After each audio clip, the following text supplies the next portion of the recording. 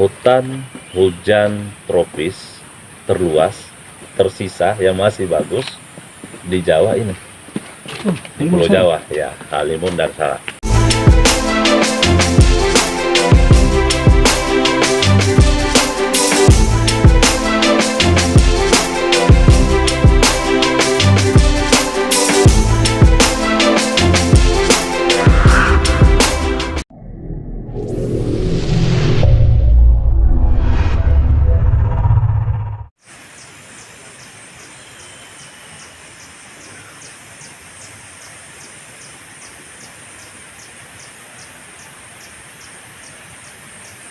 Assalamualaikum warahmatullahi wabarakatuh. Salam jumpa Sobat Explore Media di channel Explore Media. Sekarang kita ada di satu titik di Gunung Halimun Salak, Taman Nasional Gunung Halimun Salak. Lebih tepatnya di mana nanti beliau Bapak yang ada di sebelah saya yang akan menjelaskan kita ada di mana tepatnya. Kita akan bincang-bincang ringan tentang area di seputar Taman Nasional Gunung Halimun Salak. Oke Pak, silakan Pak. Baik, ya, terima kasih Mas Jali. Assalamualaikum warahmatullahi wabarakatuh. Halo sahabat Explore Media. Di sini saya Ahmad Munawir selaku Kepala Balai Taman Nasional Gunung Halimun Salak. Saat ini kita atau kami lagi berada di salah satu sudut kawasan konservasi Taman Nasional Gunung Halimun Salak, yang mana orang biasa mengenalnya ya, teman-teman sahabat-sahabat milenial lebih mengenal Taman Nasional Halimun Salak dengan sebutan Tanah Halisa ya. Istilah milenial Halisa. Tanah Halisa yang memang tentunya nanti akan saya sampaikan seperti apa pengelolaan Tanah Halisa ini. Kita berada di resort Gunung Salak 1, tepatnya di Blok Loji di Pusat Suaka Satwa Elang Jawa. Di sini merupakan tempat rehabilitasi elang Jawa dan elang-elang lainnya. Saya masuk menjelaskan tentang Taman Nasional Gunung Halimun Salak. Jadi Taman Nasional Gunung Halimun Salak ini adalah salah satu dari 74 taman nasional di Indonesia ya. 74 taman. Kita punya 74 taman nasional di Indonesia, salah satunya adalah Taman Nasional Gunung Halimun Salak. 74 atau 54? Oh sorry ya, Taman Nasionalnya 54, yang unit pengelola kawasan konservasinya 74. Sorry ya. Jadi Taman Nasional betul 54 ya. Untuk unit pengelola kawasan konservasi ada kurang lebih 74 karena ada juga Balai Konservasi Sumber Daya Alam. Oke. Taman Nasional Gunung Halimun Salak ini luasnya kurang lebih 87.699 hektar. Halimun dan Salak ya. Terbagi ke dalam 3 wilayah administrasi kabupaten, yaitu Kabupaten Sukabumi dan Kabupaten Bogor, yang berada di Provinsi Jawa Barat. Satu lagi juga wilayah kita ada di wilayah Kabupaten Lebak, itu masuk dalam Provinsi Banten. Ya, jadi begitu luas wilayah kerja ini. Ya. Mengenai kawasan konservasi ini memang memiliki sejarah yang cukup panjang. Jadi tahun 1992 kawasan ini ditetapkan sebagai kawasan Taman Nasional. Waktu itu namanya masih Taman Nasional Halimun. Belum Salak. Belum. Nah itu juga luasnya baru 40.000 hektar. Ya. Nah pada tahun 2004 ada perubahan kebijakan, yang mana kawasan Taman Nasional Halimun diperluas dengan menambahkan beberapa kawasan hutan di sekitarnya, sehingga luasnya menjadi 113.000 hektar. Ya. Sebelum diperluas Salak sendiri belum masuk Taman Nasional. Belum, ya. Jadi pegunungan Salak ini belum masuk. Jadi hanya Halimun. Jadi waktu itu hanya 40.000. Itu 2004 ya Pak ya? Nah, 2004, 2003, 2004 itu sebenarnya perubahannya menjadi 113.000. Nah, kemudian terjadi lagi perubahan kebijakan di tahun 2016. Kemarin ya, baru kemarin. Ya, belum terlalu lama ya, baru kurang lebih 5 tahun lah. Itu dengan beberapa pertimbangan gitu ya. Jadi yang 113 ini kemudian menjadi 87.000 hektar. Memang karena ada kepentingan-kepentingan yang 113 jadi 87 seperti luasan yang ada saat ini ya. Ya memang tentu ada pertimbangan-pertimbangan pada saat itu karena sebelumnya mungkin ada area-area yang sudah existing masyarakat di situ juga termasuk, sehingga kembali ditinjau ulang sehingga area-area seperti itu kampung itu ya wilayah adat dikeluarkan sehingga saat ini sampai hari ini 87 Nah, itu lebih banyaknya itu sisanya itu wilayah tanah adat atau jadi wilayah adat itu kebanyakan kampungnya ya sudah dikeluarkan. Jadi yang aktivitasnya memang masih di kawasan. Tapi itu sebenarnya tidak apa-apa untuk saat ini karena beberapa regulasi mengatur memungkinkan adanya aktivitas masyarakat di kawasan konservasi sesuai ketentuan yang ada tentunya. Nah, itu sedikit sejarahnya kawasan, profil singkat kawasan ini.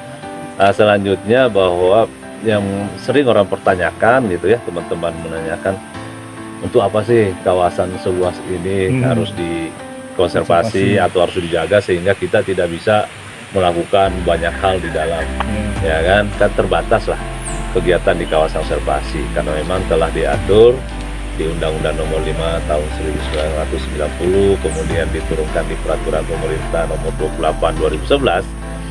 Beberapa kegiatan-kegiatan yang dibolehkan memang terkait dengan kehutanan itu diatur. Jadi memang bukan berarti tidak boleh, ada pemanfaatan tapi memang ada pengaturan.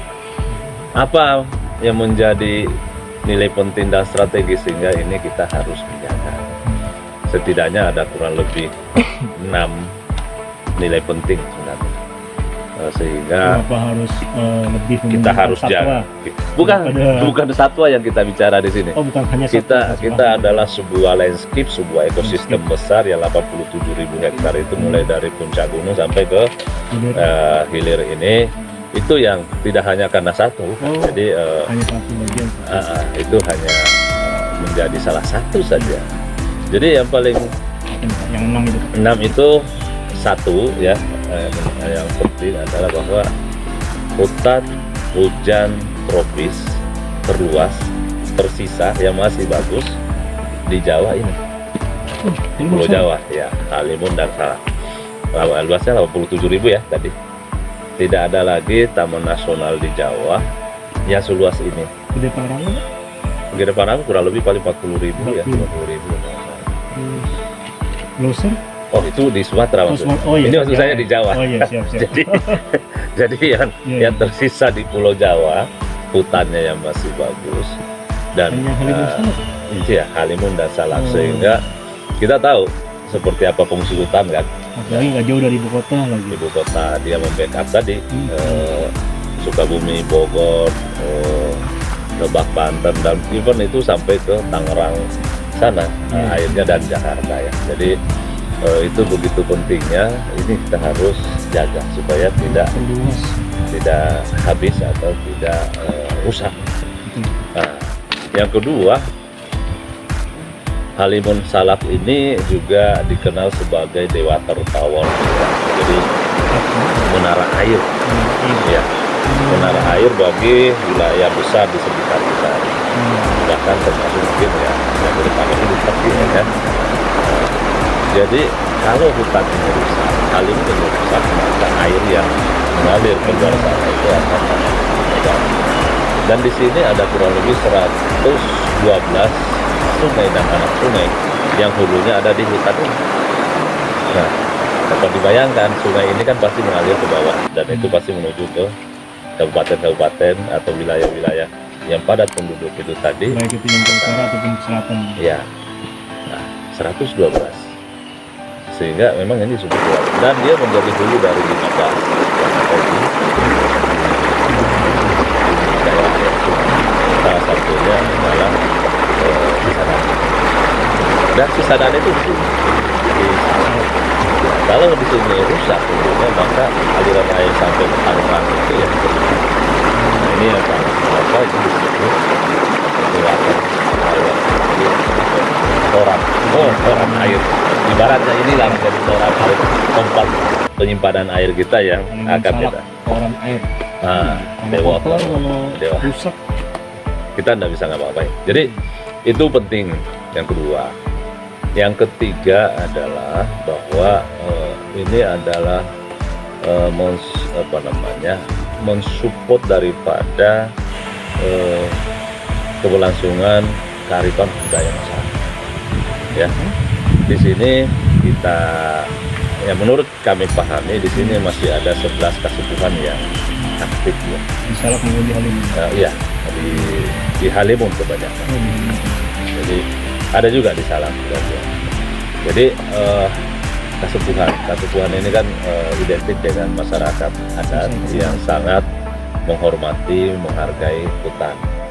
Gitu. Jadi pada saat hutan terganggu maka secara tidak langsung atau secara langsung itu akan mengganggu bagaimana keberlangsungan kehidupan budaya. Justru mereka malah ikut menjaga ya Pak ya? Oh iya, makanya di masyarakat adat pun khususnya saya pahami di kasepuhan itu ya, saya beberapa kali dengan masyarakat adat misalnya di Cipta Gelar, Cipta Resmi, Cipta Rata gitu ya, mereka juga kan sebenarnya membagi hutan itu ya berdasarkan adat budayanya. Ada yang disebut leweng tutupan gitu ya, hutan yang harus dijaga. Ada leweng titipan untuk yang dicadangkan dikelola untuk masa depan, dan ada memang lahan leweng garapan gitu, yang mereka garap untuk investasi, dan itu equal dengan konsep pengolahan taman nasional. Kita ada zona inti, zona rimba, zona manfaatan, ya sama kan sebenarnya. Jadi hanya beda bahasa. Jadi dengan hutan ini budaya-budaya masyarakat tadi sebenarnya masih bisa dilangsungkan, sehingga hutan ini memang penting. Gitu. Justru malah masyarakat adat itu garda terdepan ya Bang? Oh iya pasti, pasti. Dan apabila kita sudah bisa membangun komunikasi yang baik dengan masyarakat adat itu, insya Allah petugas kita dalam hal ini yang tidak terlalu banyak juga ini akan sangat terbantu. Nilai penting selanjutnya adalah keberadaan kawasan hutan Taman Nasional Gunung Halimun Salak juga adalah mensupport kehidupan livelihood ya, ekonomi masyarakat yang ada di sekitar hutan ini ya. Kami data kurang lebih sekitar 2 jutaan lah sebenarnya ada masyarakat yang hidup di sekitar ini ya, termasuk yang di wilayah Bogor, Sukabumi, Lebak itu. Dan ya, tentu secara langsung atau tidak langsung sangat menggantungkan atau sangat terkait dengan kelestarian hutan ini, khususnya airnya tadi. Jadi sawah bisa diairi gitu ya, terus masyarakat bisa mendapatkan nilai lain dari hutan itu dengan adanya sehingga ekonomi masyarakat livelihood-nya itu memang betul-betul juga sangat ada kaitannya ya. Apabila ini rusak maka dapat dipastikan kehidupan masyarakat juga akan terganggu ya. Jadi itu nilai penting. Nah selanjutnya ada jasa di sini, ada jasa panas bumi ya. Nah sekarang lagi booming, lagi di program pemerintah dalam beberapa tahun terakhir ini di Kementerian ESDM juga sudah sangat mendorong untuk pemanfaatan energi ramah lingkungan. Nah energi ramah lingkungan salah satunya itu adalah panas bumi yang diolah di sedemikian rupa geotermal untuk menjadi listrik. Nah kita sudah ada 2 di sini yang sudah beroperasi dan sudah cukup lama ya. mulai dari zamannya Chevron, sekarang sudah diambil alih pengelolanya oleh Star Energy, terus juga ada namanya Indonesia Power. Itu di kawasan Taman Nasional itu. Di Salak atau di Halimun? Di Salak dan Halimun, wilayah operasionalnya. Itu objek yang di sumbernya. Jadi dia sistemnya adalah mencari panas bumi ke perut bumi gitu ya, dengan teknologi tentunya. Terus panas dari magma itu akan diambil untuk kemudian memutar apalah gitu, saya tidak paham. Intinya bahwa posisi mengambil panasnya itu di kawasan, terus diolah sedemikian rupa dengan teknologi akhirnya menjadi listrik. Itu justru tidak bersinggungan sama asas konservasi. Oh, tidak karena itu adalah ramah lingkungan dan dia akan berlanjut. Beda misalnya sumber energi lainnya ya, itu akan habis. Nah kalau ini sepanjang siklus air hutannya bagus, akan ada terus selamanya. Jadi karena faktor kegiatan di bumi ini, Iya. di buminya Halimun sama Salak itu bentuknya air, pergerakan segala macam, ada mengantarkan energi panas gitu. Iya, jadi kita ini kan kaya dengan gunung api ya Indonesia itu. Jadi menurut apa katanya bahwa salah satu negara yang berpotensi atau memiliki potensi geotermal terbesar itu, yang cukup besar itu salah satunya Indonesia. Nah memang yang dimanfaatkan belum banyak karena memang juga ini butuh teknologi tingkat tinggi gitu dan butuh biaya yang super mahal. Tetapi sebenarnya untuk jangka panjang ini suatu hal yang bagus. Tapi Halimun Salak tidak ada gunung api, atau gimana? Iya, tapi kalau sahabat milenial tahu bahwa di kita itu ada yang disebut Kawaratu ya. Oh iya. Kawaratu itu adalah tempat keluarnya panas bumi di situ itu. Nah itu menandakan bahwa di perut bumi di bawah Halimun ini ada sesuatu panas yang luar biasa, dan itu keluar terus itu di Kawah Ratu itu, kita sebutnya Kawah Ratu. Itu Dan menghasilkan berapa? saat ini Berapa kilo? dihasilkan dari dua pembangkit ini kurang lebih 377 MW. 377 MW, dan itu listriknya dialirkan ke wilayah Sukabumi dan Bogor saat ini. Dan memang itu juga dialirkan ke tempat-tempat yang vital ya, misalnya rumah sakit ya, ke stasiun kereta dan tempat-tempat penting lainnya di sana. Jadi begitu pentingnya keberadaan ini dari sisi itu tadi. Nah saat ini bahkan ada lagi dua potensi yang sedang disurvei, yang sedang dieksplor oleh teman-teman dari SDM khususnya di Halimun. Jadi ke depan kalau ini berpotensi juga, maksudnya layak untuk dioperasionalkan, maka di Halimun kemungkinan ada 4 titik pembangkit panas bumi, yang mana ini dikenal sebagai salah satu energi yang ramah lingkungan. Nah itu yang kelima ya. Jadi harapannya karena Indonesia juga Jawa khususnya ya mungkin masih kekurangan listrik, sehingga memang sumber-sumber energi ini yang sangat dibutuhkan ramah lingkungan khususnya. Banyak ya. Nah, nilai penting yang lainnya adalah itu tadi, bahwa di Pulau Jawa ini kita paham bahwa harimau sudah punah ya, harimau Jawa. Nah, kita masih ada tersisa macan ya, macan tutul Jawa. Nah, yang di Muria itu?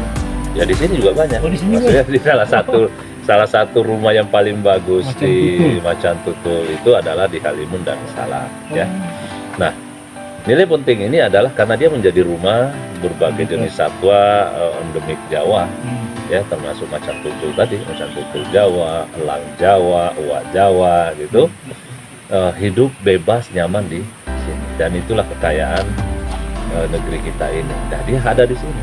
Nah, kalau hutan rusak ya dia akan ya tahu sendiri apa yang akan terjadi terhadap ekspansi, bisa turun ke kampung mengganggu misalnya konflik dengan manusia atau bahkan suatu saat bisa langka kemudian punah seperti yang saya bilang tadi misalnya harimau. Nah jadi ini merupakan habitat yang sangat penting atau rumah bagi berbagai keanekaragaman hayati yang ada di Indonesia atau lebih spesifik yang ada di Jawa. Jadi ini rumahnya, hutan ini yang 87.000 itu rumahnya. Jadi kalau rumahnya rusak, ya itu. Dan yang terakhir berarti ada 7 ya, berarti sebenarnya. Satu lagi bahwa Taman Nasional Halimun Salak ini memang sudah ditetapkan sebagai salah satu kawasan strategis pariwisata nasional (KSPN). Nah ini ya, tidak semua taman nasional ditetapkan sebagai KSPN. Nah yang menetapkan kawasan strategis pariwisata nasional itu Kementerian Pariwisata. Dan ini sudah ditetapkan. Kenapa ditetapkan? Cuma 10.000 gitu kan? Ya 10.000, Komodo gitu kan, Bromo gitu masuk. Jadi mungkin belum sahabat milenial belum banyak ini ya. Ini juga masuk. Kurang diekspos gitu. Nah, dan di sini banyak sekali memang tempat-tempat wisata yang sudah dikelola dan dikunjungi, termasuk di mana kita bicara hari ini salah satu destinasi wisata yang ada di Halimun Salak gitu ya, khususnya misalnya untuk tempat edukasi lingkungan, tentang camping ground gitu ya, dan air terjun ada di sini. Yang distrategiskan itu, yang dimajukan itu di Halimun Salak itu apa? Untuk pariwisata, kawasan pariwisata strategis nasional. Ya, itu tadi. Jadi kekuatan wisata di Halimun Salak ini dari sisi objeknya itu adalah dominansinya memang adalah keindahan alam sama ya keindahan, terus suasana kesejukan alamnya. Makanya banyak site wisata kita itu dalam bentuk camping ground. Orang akan senang bermalam di hutan gitu ya, di tempat-tempat tertentu yang sudah kita siapkan. Kemudian mereka mandi-mandi di air terjun gitu ya di sana. Dan juga di sini sebenarnya ada pendakian ya, pendakian ke Puncak Salak. Nah, jadi kekuatan kita tadi kalau ditanya ya, apa yang menjadi itu ya itu tadi. Nilai-nilai keunggulannya di sini ya itu tadi, dan ini menjadi menarik karena dia dekat sekali dari pusat keramaian yaitu Jabodetabek. Ya kan, dekat saja. Ini juga apa saya kurang update atau apa gitu kan? Ternyata Halimun Salak ini masuk kawasan strategis nasional pariwisatanya. Nanti ini fungsi kita nih Pak untuk bantu publikasi. Oh iya, benar. Oke Pak, sebelum kita closing terkait dengan HUT RI kemerdekaan Indonesia, bisa Bapak sampaikan kira-kira Pak dalam perspektif Taman Nasional ini, kontribusi Taman Nasional khususnya Halimun Salak di kemerdekaan Indonesia ke-76 ini kira-kira apa Pak? Ya, kontribusi yang paling nyata adalah itu tadi, bagaimana hutan ini memberikan kepada yang tadi itu yang saya jelaskan bahwa iya, bahwa dengan hutan yang bagus ini masyarakat tetap bisa hidup ke sawah, masyarakat masih tetap bisa menjalankan roda ekonominya, kebudayaan masih bisa terpelihara dengan baik, keragaman hayati kita masih lestari di sini. Nah, memang kalau dalam konteks misalnya uang, cash money ya tidak, tetapi dalam sesuatu jasa, sesuatu itu benefit itulah sebenarnya yang dihasilkan dengan keberadaan petugas saya menjaga 87.000 ini. Sebenarnya dampaknya keluar sana itu yang luar biasa tadi. Jadi apa namanya, memberikan kenyamanan, memberikan kelangsungan hidup masyarakat, kesejahteraan dengan lingkungan yang terjaga, itu sebenarnya yang tak terukur nilainya.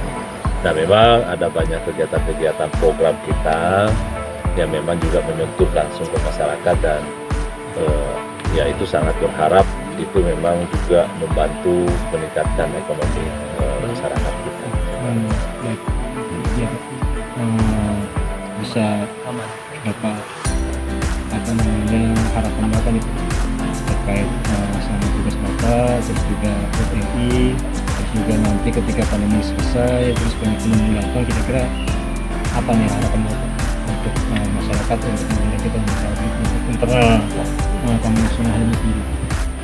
Ya, harapan kita ya selaku pemangku atau pengelola kawasan konservasi ini adalah tentunya yang pertama terus membangun ya atau mendapatkan dukungan oleh berbagai pihak stakeholders gitu ya, termasuk media ya. Jadi ada yang disebut pentahelix collaboration gitu ya, jadi ada pemerintah, ada perguruan tinggi, ada lembaga pengetahuan, ada media dan masyarakat. Nah itu kalau itu sudah bergabung, maka sebenarnya pengelolaan kawasan konservasi itu akan lebih ringan ya. Jadi harapan kita itu adalah saat ini sedang membangun dan sudah bagus komunikasi kita ya dengan pemerintah kabupaten gitu ya, dengan beberapa NGO dan juga beberapa media, perguruan tinggi. Nah, semoga ini ke depan dengan semangat kemerdekaan ini, semangat kita ini terus kita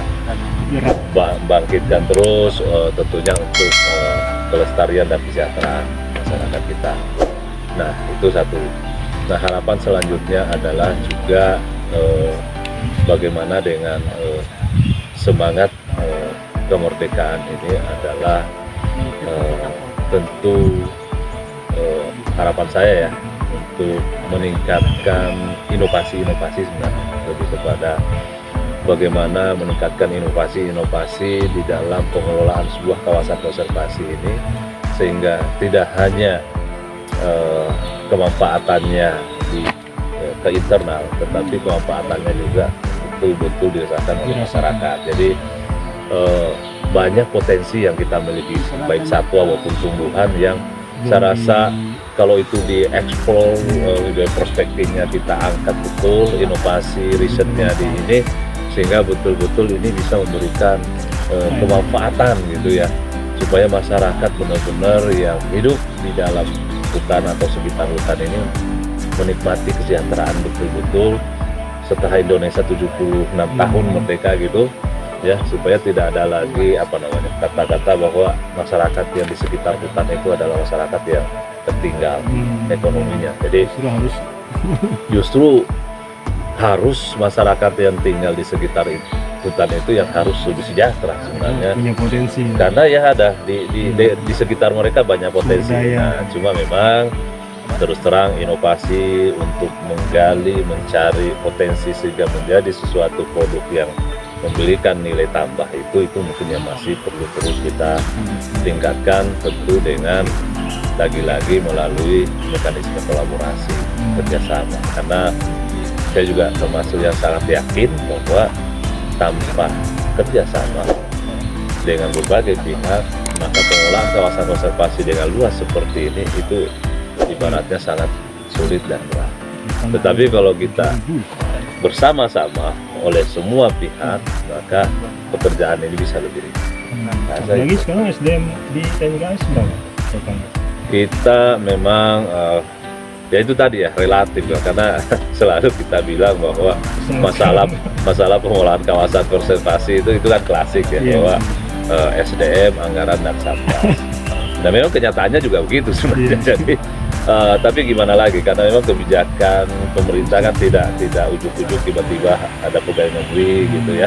Walaupun mungkin misalnya kita berkurang dengan mungkin masa kerjanya habis ya, alias kata lain pensiun, ya tidak ujuk-ujuk pensiun hari ini diganti besok, karena memang ada mekanisme prosedur. Jadi anggaran sumber daya manusia, jumlah ya, kuantitasnya gitu sama saprasnya memang menjadi penting dalam ini.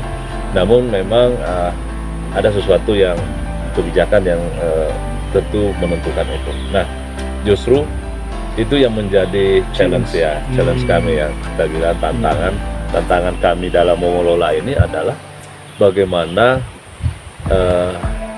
membangun komunikasi, koordinasi dan kerjasama dengan berbagai pihak tadi, sehingga energi mereka itu, tenaga mereka itu bisa digunakan untuk membantu pengelolaan ini. Ya, jadi itu strateginya ya, maksudnya komunitas pegiat alam. Ya, komunitas penggiat alam, terus ada NGO atau ya apapun itu namanya yang memiliki trust yang kuat dengan kita dan juga memiliki